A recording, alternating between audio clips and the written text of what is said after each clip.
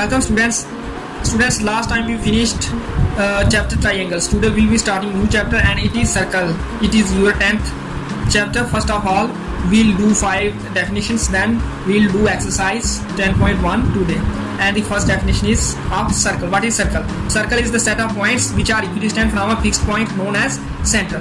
That is, circle is the set of points. And what is the quality of these points? These points are equidistant from a fixed point known as center. For example, if this is center, then we took this point A, and we have to take all other points which are at same distance as this point A is from this point O, that is from center, and it becomes a set of points, and this set of points is a circle, and the number of points in this set is infinite because it can have infinite number of points.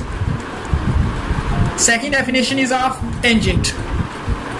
Tangent is a line which touches the circle at one point only. In figure 1.1, PQ is a tangent. This PQ is a tangent because it touches this circle at one point only, and the line which touches the circle at one point only is known as tangent. This is definition of tangent. Next is secant. What is secant? Secant is a line which intersects the circle at two distinct points. In figure 1.1, MN is a secant. Secant is also a line, but it intersects the circle at two distinct points. Here MN is intersecting the circle at this point, and the second point is this. So this line is intersecting the circle at two distinct points. So this line MN is a secant. Next is radius. Radius is a line segment which joins the center of a circle to any point of a circle.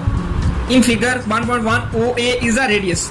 OA is the radius because it is joining the center and one point O of a circle, and the line which joins any point of a circle to the center is known as radius. So OA is a radius here. Next is diameter. Diameter is a line segment which joins two points of a circle and it passes through center of the circle. In figure 1.1, BC is a diameter. This BC is the diameter because it joins two points of a circle, that is point V and point C are on circle, and this is also passing through the center. So the quality of a diameter is that it passes through the center, and the other quality is that it should join 2 points of a circle, and this BC is holding both of these qualities, that this BC passing through the center, also it is joining 2 points of a circle. So this is a diameter. Now let us move to exercise. Question number 1 of exercise 10.1 is, how many tangents can a circle have? As in the definition I told you that a circle has infinite number of points. So if this circle has infinite number of points, then we can draw infinite number of tangents at this circle, because on all the points we can draw a tangent. So if there are infinite number of points on this circle, then we can draw infinite number of tangents on this circle as well. Question number 2 is fill in the blanks, and I'll tell you later. Let us see question number 3 now. A tangent PQ at a point P of a circle of radius 5 cm meets a line through center O at point Q, so that OQ equal to 12 cm, length PQ is 12 cm, 13 cm, 8.5 cm, root 119 cm. This is a multiple choice question, and the given situation is shown in figure 1.1. We have to choose the correct answer.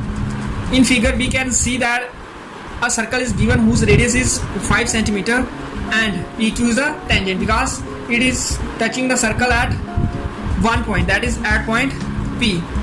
Also it is given that this OQ is 12 cm, and we have to find PQ. First of all, we have to draw the diagram by using the question, and then we'll write that given situation is shown in figure 1.1. Since PQ is the tangent, therefore triangle OPQ is a right triangle because radius makes a right angle with tangent always. And you have to remember that radius always make an angle of 90 degree with the tangent. So we get a right triangle OPQ, right angled at P here. Now by using Pythagoras theorem in right triangle OPQ, we get OQ square equal to OP square plus PQ square, because OQ is hypotenuse, OP is perpendicular and PQ is base. Now we know OQ, that is it is 12, so we get 12 square here equal to OP is 5 square. We can see it from the figure, and we have to find PQ. We don't know PQ, so this PQ square has come as it is. In the next step, square of 12 is 144, square of 5 is 25, and this PQ square has come as such. Next we will shift this 25 to the left side, it will become minus 25, and this PQ square has come as such. In the next step, when we spread 25 from 144, we get 119 equal to PQ square, and then we will shift this square to the left side, it will become root, and we get PQ equal to root 119. So our right option is option D. In this way we have to do this question number 3. Last question of this exercise is question number 4. Draw a circle and two lines parallel to a given line such that one is the tangent and the other a secant to the circle. This question is a sort of construction. Here we have to draw first of all a circle, then a line, and then we have to draw a tangent and a secant parallel to this given line. So we draw this circle, then we draw this line, this is given line, then we have to draw a tangent parallel to this line. We draw this tangent at this point, and then we have to draw a secant also parallel to this tangent and this given line, and it is this secant. In this way we have to do this question number 4. Now I will tell you question number 2 of exercise 10.1, and it is fill in the blanks. Our first fill in the blanks is a tangent to a circle intersects it in blank point. Here we have to tell at how many points a tangent intersects a circle, and we know that a tangent intersects the circle at single point only, so we'll fill here 1. Second fill in the blanks, a line intersecting a circle in 2 points is called what? And we know a line which intersects the circle at 2 points is known as secant. So in the second fill in the blanks we'll fill secant. Third fill in the blanks, a circle can have blank parallel tangents at the most, and you have to remember that a circle can have 2 parallel tangents at the most. This you will come to know as we will do this chapter. Next question number 2, part number 4. The common point of a tangent to a circle and the circle is called what? The point which is common to a circle and tangent.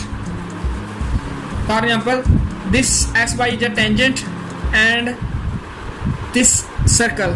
Here the common point on tangent and circle is this point P. What is called this point? You have to remember that this point is called point of contact. That is the point where tangent touches the circle is known as point of contact. So in fourth fill in the blanks we have to write point of contact. In this way we have to complete this exercise 10.1. In the next video I'll do theorem 10.1 and exercise 10.2, that is some questions of exercise 10.2. This is theorem 10.1. We'll do it in the next video.